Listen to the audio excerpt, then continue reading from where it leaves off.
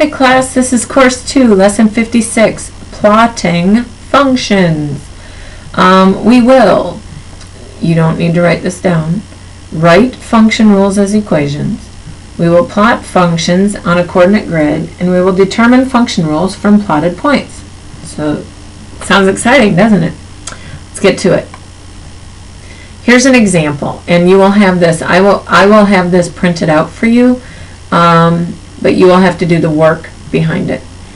So we're going to order some chairs for the furniture store. The function table shows the number of chairs he orders for each table.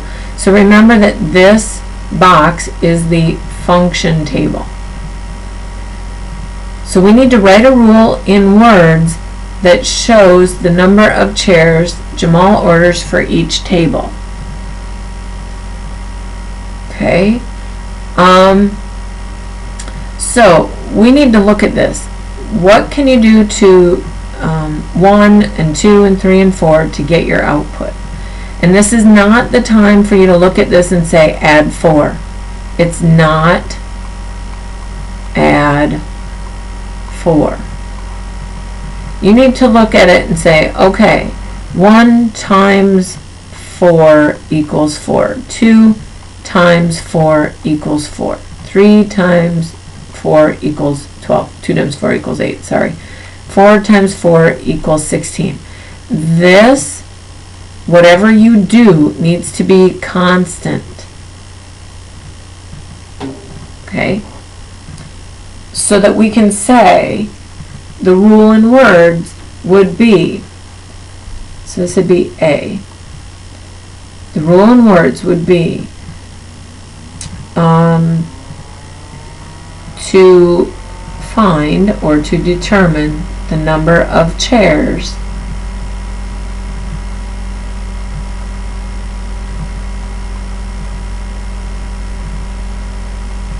multiply the number of tables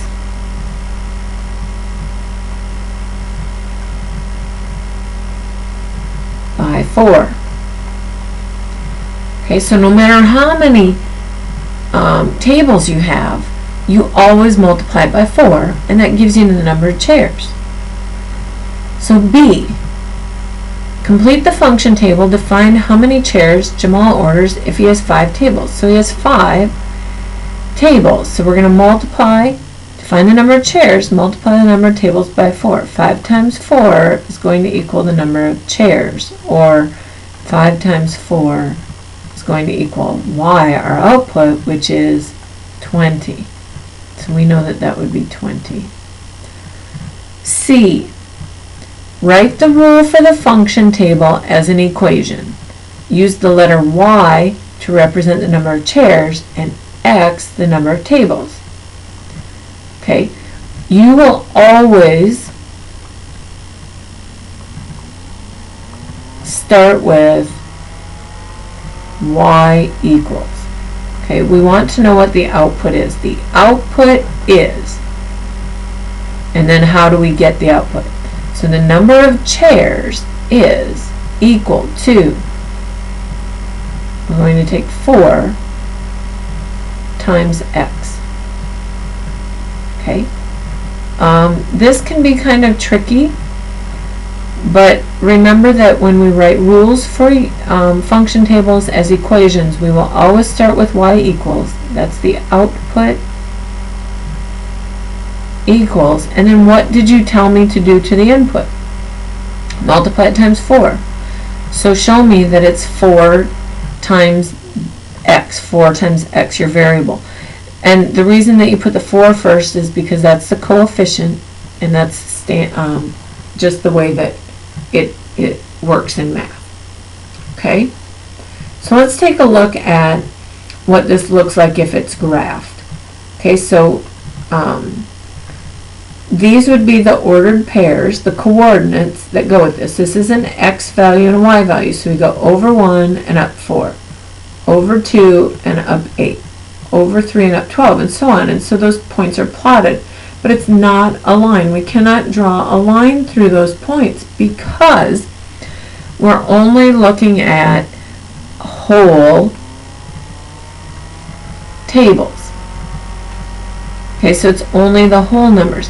We don't want to know how many chairs we use if we use 1.5 tables. That doesn't even make any sense. Okay, tables come as whole units, so there is no line. It's just those points. Okay, here's another example. The function y equals 2x doubles every number that is put into it. If we input 5, the output is 10. Okay, so I'm just going to add that there. If we input 10, the output is 20. Below is a function table, that's right here, that shows some input-output pairs. Graph all pairs of numbers for this function. Okay, so we're going to graph these. Okay, so here's that function table again. So input is x, output is y. So we're going to put a point at 0, 0. We're going to put a point at 1, 2. And remember, x, it's the left or right. This is the x-axis, and this is the y-axis. So we need to go over 1 on the x and up 2 on the y, and over 2 up 4, and over 3 up 6, and over 4 up 8, and then there were some others, right? We knew it was 5 and 10, and then they gave us 10 and 20, but that's not even on my graph, so I'm not going to graph that. Now, do we draw a line through these points or not?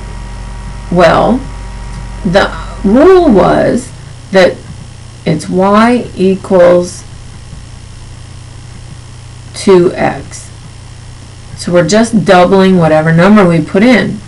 So could we put in a number 1.5 and get 3? Does that work? Are there any restrictions on what our input can be? Are we talking about full tables, or are they just any number? So since this is just any number,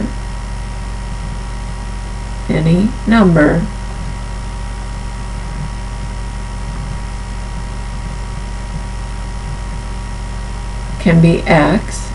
Since any number can be x, we're going to put a line through these points. However, the line is not just going to go through the positive numbers. The line can continue through the negative numbers, because we can put negative numbers in here and double them. -2 doubled would be -4. You can tell that my line is off. Whoop.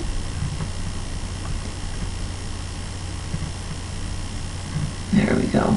There, that's better. -2, -4. So you're going to have to think, when is it appropriate to draw a line? When is it appropriate to include negative values? And when is it only appropriate to include positive values? Now, a lot of times you're only going to put positives on things like distance or ages or time. Okay, so you have to use a little logic.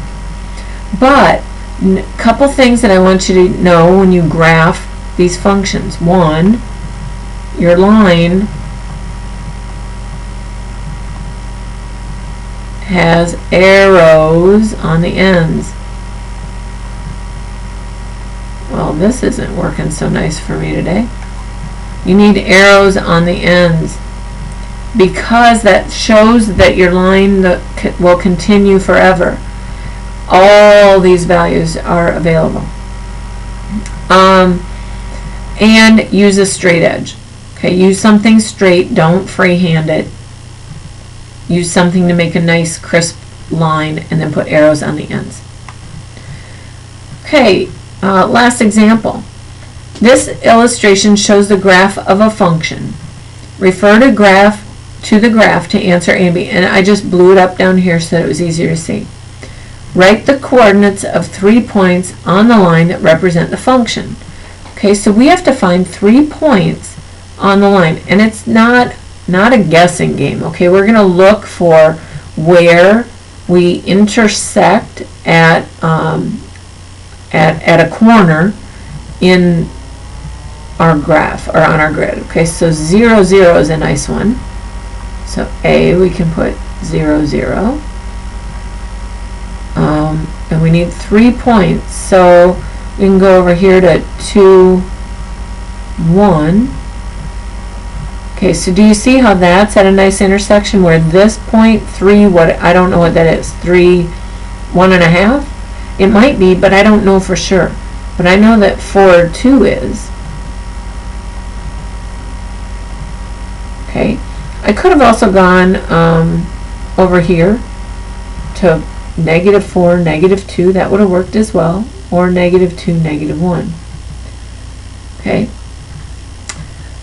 so that was A. So what about B? Using x and y, write the rule of the function as an equation.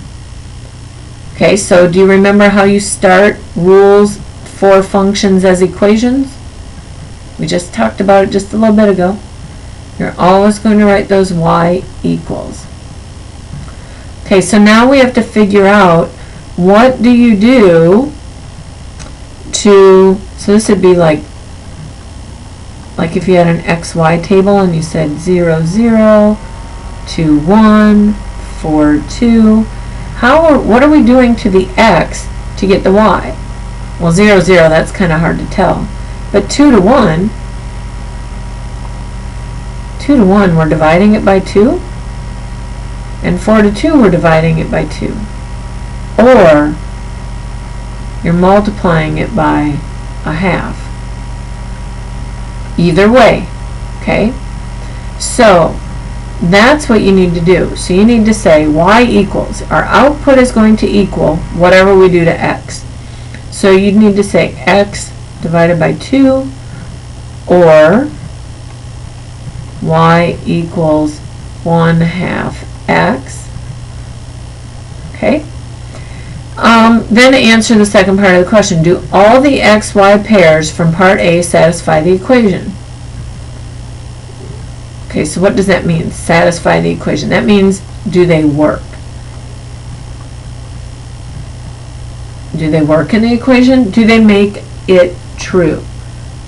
So if I put 0 in here and 0 in there, 0 divided by 2, 0. Yes. Is 2 divided by 2, 1? Yes. Is 4 divided by 2, 2? Yes. So the second part is yes. And they'd better, because the line represents all of the ordered pairs, all of the solutions to that equation that you just wrote. And if we've already identified that these are solutions or are ordered pairs, then they better work, right? So that's that. Okay, very early on, very first look maybe at how you graph a line from a function table and how you write the equation for that rule.